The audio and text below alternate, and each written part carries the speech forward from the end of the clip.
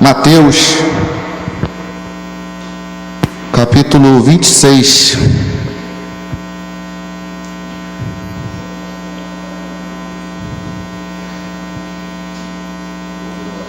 Mateus, capítulo 26.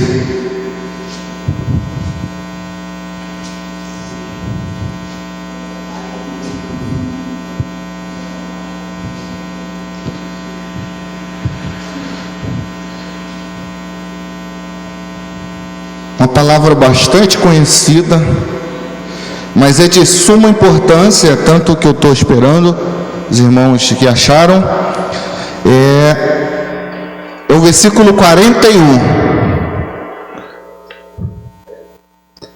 Versículo 41. Mateus 26, 41. Que diz assim: vigiai e orai. É apenas a primeira parte. Quantos podem dizer também? Senhor, meu Deus, meu Pai, Senhor, já foi orado, Senhor, pelo preletor, Senhor, mas nesta noite, meu Pai, Senhor, em concordância com a Tua palavra, Senhor, meu Pai, o que já foi feito neste lugar, Senhor, me coloco, Senhor, nas Tuas mãos, para que Tu venha me usar, Senhor, em nome de Jesus, te pedimos, Senhor, Senhor, fala aquilo, Senhor, que Tu queres falar nesta noite, em nome de Jesus, amém. Podeis sentar.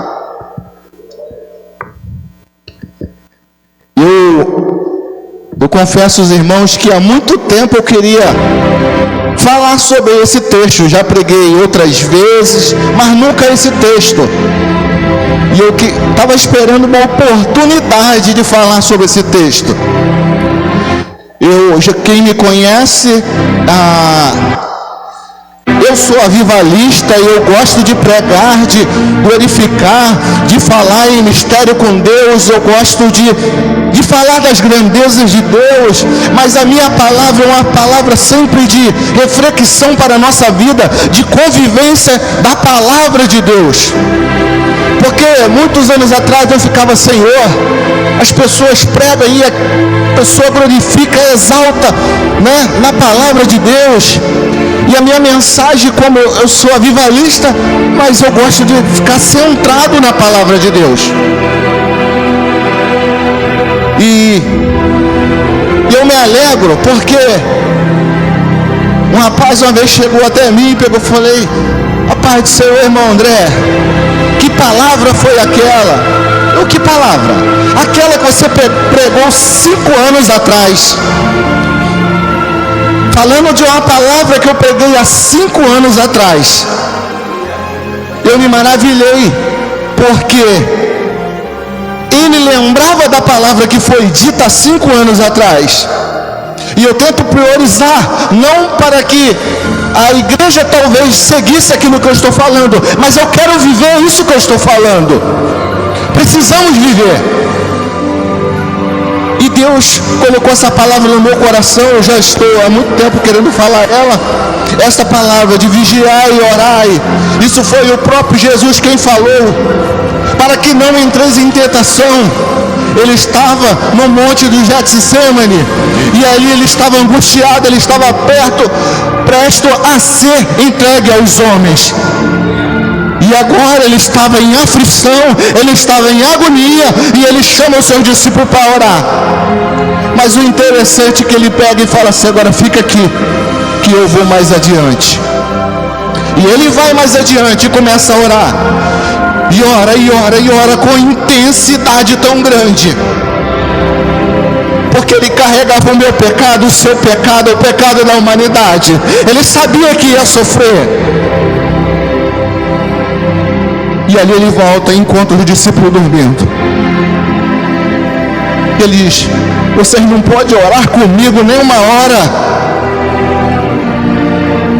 E ele: vigiai e orai, para que não entreis em tentação. E vai ele novamente orar. Ele queria que alguém orasse com ele. E o discípulo, em quem ele mais esperava que estaria com ele lado a lado, estava dormindo no momento de aflição.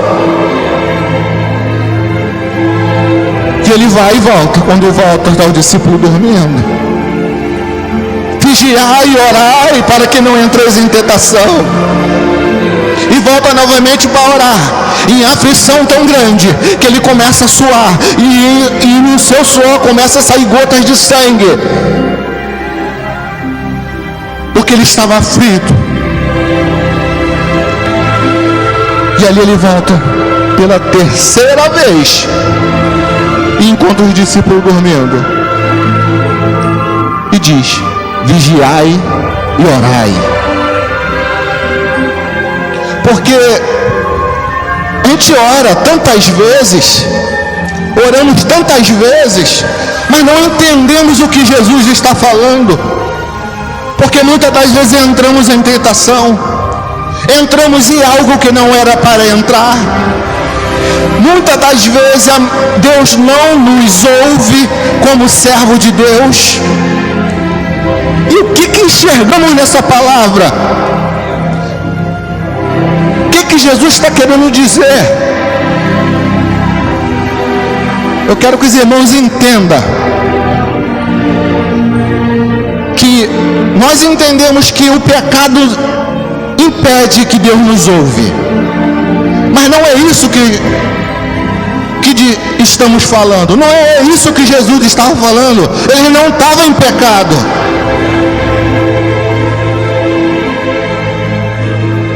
E eu quero falar sobre oração nesta noite, para que Deus nos ouve a nossa oração. O pecado separa, mas estamos atentos ao pecado. O cristão está atento ao pecado. Eu separei alguns versículos de Isaías 59, versículo 2, diz assim: mas as vossas iniquidades fazem separação entre vós e ao vosso Deus, e os vossos pecados encobrem o rosto de vós, para que não os ouça. Isso sabemos que o pecado impede a nossa oração, mas o que me chama a atenção não é o pecado, porque o pecado estamos atentos, são aquilo que passa desapercebido em nossa vida. Queremos fazer uma oração eficaz, queremos que o Senhor nos ouve, mas não é o pecado, porque estamos atentos. O que será que impede? O que nos atrapalha da oração eficaz? Primeiro texto, eu acredito que vocês já conhecem, é muito conhecido, mas vamos interpretar ele da forma que ele é. São quando nós, olha só, não observamos essa parte aqui. Portanto, se trouxeres a tua oferta ao altar, e aí lembrares do teu irmão tem alguma coisa contra ti, deixa diante do altar a tua oferta e vai reconciliar primeiro com teu irmão, e depois vem depressa, vem e apresenta a tua oferta. Mateus 5, versículo 23 e 24. Bom, não estamos falando que nós erramos e vamos até o nosso irmão, até o pastor, quero te pedir perdão porque eu errei. Não é isso, porque aí nós erramos, nós pecamos. Eu estou falando de coisas que encobrem, que impede a nossa oração ser ouvida, sem que nós cometemos pecado. É onde passa desapercebido. Aqui não fala quando você cometeu alguma coisa contra o teu irmão. Esse texto aqui nos diz é quando você está certo, você tem razão, você está em santidade e oração, mas o teu irmão tem alguma coisa contra você. Não é ele que tem que vir, é você que tem que ir. Olha que mistério, coisa tremenda. Quando você lembrares que teu irmão tem alguma coisa contra você, temos que ir a ele. Isso impede do Senhor aceitar a tua oferta, a tua oração. Deixe, porque o Senhor não vai aceitar nenhuma oferta nossa. É duro dizer isso, é duro. Já passei por situações, irmão, nem imagina. Eu acredito que muitos devem passar, porque a intimidade de cada um particular é você e Deus. Mas quando lembramos que o nosso irmão tem alguma coisa contra nós, somos nós que tem que procurar ele. Aí ficamos, não, eu estou certo, estou em santidade, estou em oração, mas isso impede. E outra coisa que passa desapercebido, não vou entrar em detalhe, mas é importante isso, é muito importante, é a intimidade no casamento. Você está em santidade, está em oração, mas Deus não te ouve quando você não tem intimidade no casamento. Estou falando de relação sexual, está dizendo sobre a união de estar intimamente como casal, até a relação. Se você não tem intimidade com teu cônjuge, quer ver? Em 1 Pedro 3,7, 1 Pedro 3,7, olha só: igualmente vós, maridos, coabitai. Não entende do que esse texto está dizendo. Igualmente vós, maridos, coabitai com elas com entendimento, dando honra à mulher como vaso mais fraco, como sendo vós os seus corredeiros da graça da vida, para que não seja impedida as vossas orações. Coabitar com sua esposa, a intimidade no casamento passa desapercebido entre os cristãos, mas Deus não ouve a oração de quem não tem intimidade. Isso passa desapercebido. E o texto, Jesus está falando: vigiai e orai. E essa palavra me chama a atenção, porque muitos anos eu venho meditando nela e venho prestar atenção. O que adianta de pessoas que sobem monte, ora muito monte, ela ora, está dentro da palavra, em santidade total, e Deus não ouve. Você sabe o que esses dois textos que eu li agora se enquadram? Aonde passa desapercebido o que Jesus falou: orai e vigiai. Tenta entender o que Jesus está querendo dizer. Orai e vigiai não é dessa maneira, é vigiai e orai. Jesus priorizou vigilância, depois você ora. Se você olhar os textos da Bíblia, quando fala de oração, vai falar vigiai, depois ora. Porque esses dois textos aqui se enquadram na vigilância. Você nem observou que o teu irmão tem alguma coisa contra você. Você não está atento. Vigiai e orai. É assim que a palavra de Deus está nos dizendo. E vigiar, eu fui para o Google e perguntei o que significa essa palavra. Vigiar é de estar atento. Porque eu já vi muita gente que ora muito, sobe um monte, mas não vigia nada. Querido, entenda. Se um crente que ora pouquinho, eu estou falando de pouquinho, mas está em vigilância, Deus está ouvindo ele. E tem crente que ora muito, mas não está em vigilância. Vigilância e prioridade em nossa vida. Deus tem colocado isso no meu coração. Vigiar e orar. Jesus foi lá orar. Sabe o que ele fez? Por que ele saiu de perto dos discípulos? Jesus estava vigiando.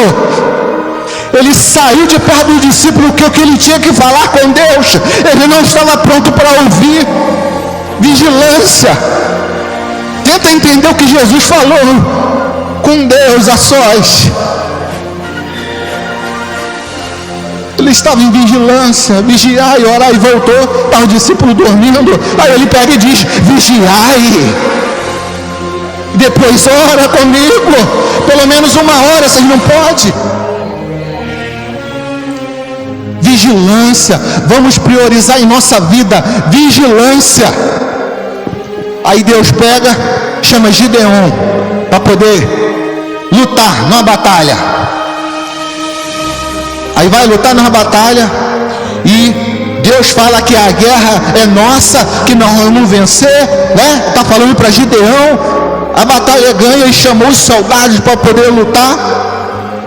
E agora aparecem milhares de pessoas, milhares de soldados para lutar.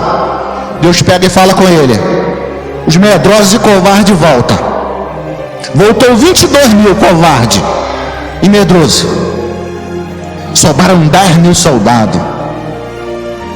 10 mil soldados. E agora, Gideão, agora temos 10 mil, Senhor, para lutar nessa batalha, nessa peleja. 10 mil soldados, 10 mil crentes, 10 mil homens de Deus, 10 mil que não é covarde. Temos 10 mil agora, que estão prontos para lutar, não é covarde nem medroso, é valente, não corre de nada. Aí o Senhor pega e fala assim: agora vai até o rio agora. Com o rio com soldado, e vai ele com aquela multidão até o rio. Chegou na multidão e fala com Deus: Deus, está aí os teus soldados que vão vencer a guerra, a batalha. Falando com Deus.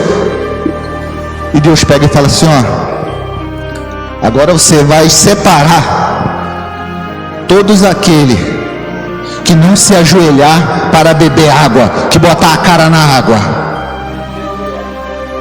mas aquele que bebe como cão. Eu fiquei: Senhor, beber como cão? Como assim? Sabe por quê? O cão, quando vai beber água, ele não bota a cara na água. O focinho dele está lá, né? O olho dele está assim, em vigilância. O cão, quando vai beber água, ele fica assim, olhando, E Deus pega e fala assim: agora a batalha vocês vão vencer é com aqueles que vigiam, é aqueles que estão atentos. E agora separa. Sabe quanto estava atento? Em milhares de soldados, apenas 300. 300 soldados que estavam atentos. É assim que Deus nos chama para essa batalha. E Deus está chamando os atentos, aqueles que vigiam, aqueles que são prudentes. É tão interessante. Tem um texto também que diz sobre o mordomo infiel, que diz assim, e louvou aquele senhor, o injusto mordomo, por haver procedido prudentemente, porque os filhos deste mundo são mais prudentes na sua geração do que os filhos da luz. Isso é coisa de crente, não ficar vigiando. O próprio Senhor Jesus falou que os filhos da treva são mais vigilantes, são mais prudentes. Esteja atento, seja prudente. O diabo só quer uma alça, só quer uma oportunidade para te abraçar. Quando você der a brecha para ele, quando você der a alça, ele vai te alcançar e a tua oração não vai ser ouvida. Estamos orando, estamos buscando, mas se não tiver vigilância, não adianta. Vamos estar atentos. Essa palavra que Deus tem colocado no meu coração, ser prudente. Que é prudência? Virtude de que faz prever, procurar e evitar inconveniências e os perigos, cautela, precaução. Crente que está atento. Essa batalha não tereis que pelejar, mas os que vão estar nela são aqueles que vigiam, que estão em vigilância. E Deus tem colocado essa palavra no meu coração, e eu tenho procurado viver ela. Quantas das vezes não conseguimos orar tanto, não conseguimos mais ficarmos em vigilância? Querido, a vigilância, prioridade em sua vida. Para o obreiro que não tem que se vergonhar, maneja bem a palavra da verdade. Não pode ter o que se vergonhar, porque está em vigilância, está atento. Você tem que pensar duas vezes: será que eu posso entrar em essa situação? Vamos vigiar, para ver se o inimigo não vai dar uma rasteira. E o Senhor tem colocado essa palavra no meu coração: vigiai e orai. Prioridade, vigilância, e acompanhada de segundo lugar, oração. Que Deus vai nos ouvir. E são coisas que passam desapercebido, e a nossa oração não é atendida por falta de vigilância. Aleluia. Deus tem falado assim no meu coração, e espero que o Senhor venha falar com vocês, porque prioridade é viver a palavra de Deus. Eu falei aqui, a irmã Leandra estava aqui, eu acho que eu falei esse dia, acho que foi semana retrasada, eu até falei de um jovem veio a mim, ele já tem uns 3 anos que aceitou Jesus. Ele falou assim para mim: André, como é que eu faço para ser batizado com o Espírito Santo? Como é que eu faço para ser batizado? Eu falei: fazer o quê? Você não tem que fazer nada. Ele: nada? Como assim? André, eu vou consagração, eu jejuo, eu busco. Eu falei: continue buscando, isso aí vai te auxiliar. Você é batizado com o Espírito Santo? É apenas crer. Você jejuar vai te ajudar você a acreditar. Você ir nas orações como você está indo, vai te ajudar você a ter fé para receber. Mas o que você precisa é crer, apenas acreditar. Essa semana eu tive com ele já está 3 anos buscando. Eu tive com ele, eu cheguei para ele e falei: poxa, nós fomos no monte, rapaz, lembrei de você, podia ter te chamado para o teu propósito. Ele falou: André, você não sabe da maior. Eu fui batizado com o Espírito Santo. Meu Deus! São esse tipo de coisas que precisamos ouvir. Palavra de fé, palavra que precisamos viver. Ele acreditou naquilo que eu falei. Apenas falei para ele: rapaz, você não precisa de nada disso, apenas crer. A promessa já foi liberada, já foi pago na cruz. Você tem que acreditar, tem que orar, buscar. Mas o principal para ser batizado é acreditar. Ele creu e foi batizado. E eu falei: eu estou com pressa, depois tu me conta como é que foi. Não podia ouvir como foi, mas ele já veio logo falando comigo. Eu fui batizado. Que alegria tremenda. Precisamos viver aquilo que ouvimos. Se acreditarmos no profeta, se acreditarmos na palavra de Deus, se você acreditar o que Deus falou nessa noite, você vai receber, a sua oração vai ser ouvida, vai ser atendida. Joga essa barreira por terra. São coisas que passam desapercebido. Os nossos olhos estão tampados.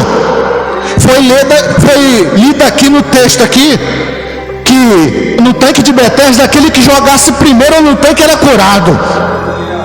Por que o primeiro? É o que estava atento, é o que estava em vigilância. Quando aquele que estava em vigilância apareceu o anjo, ele pulava e era curado. Só que tinha um outro que não conseguia, por causa da sua velocidade, da sua debilidade, ele não conseguia. Mas quem recebia quando o anjo movia as águas? Quem estava atento. Esteja atento. Tem algo de Deus para você. Tem algo de Deus para você. Labraçai o terra não comandou. Alamandará sépia. Tem algo de Deus para você. Mas Deus está falando essa noite: esteja atento, esteja em vigilância. Aleluia, aleluia, aleluia. Porque Deus quer dar para nós, mas Deus não vai te dar a batalha porque não estamos em vigilância. A vitória já é nossa. Basta praticarmos a palavra do Senhor. E Deus tem falado nessa noite muito ao meu coração, e tenho certeza que falou no teu coração. Eu agradeço essa oportunidade em nome de Jesus.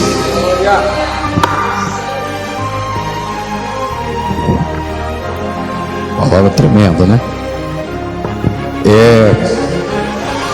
Nós temos verdadeiramente, irmão, igual o pregador falou: vigiai e orai para que não entreis em tentação. A palavra diz assim, né? Na verdade, o espírito está pronto, mas a carne é fraca. Por isso devemos vigiar, por isso devemos estar atentos, vigilante a todo tempo, porque se nós não vigiarmos, o inimigo ele vai ser andar no nosso meio. Então nós temos que estar atento a todo momento o que falamos, o que falamos, o que olhamos, para que Deus possa estar nesse negócio, porque o espírito está pronto, mas a carne é fraca. Não temos que dar guarida para a carne, mas temos que estar atento, vigiando. Os discípulos estavam ali, Jesus toda hora e todo tempo ele vinha, e quando Jesus chegava lá, estava dormindo, a carne, o cansaço da carne, e eles dormiam, e Jesus voltava novamente, estava eles dormindo. Então temos que estar atento, porque Satanás ele não está brincando, ele quer ver a igreja do Senhor aniquilada.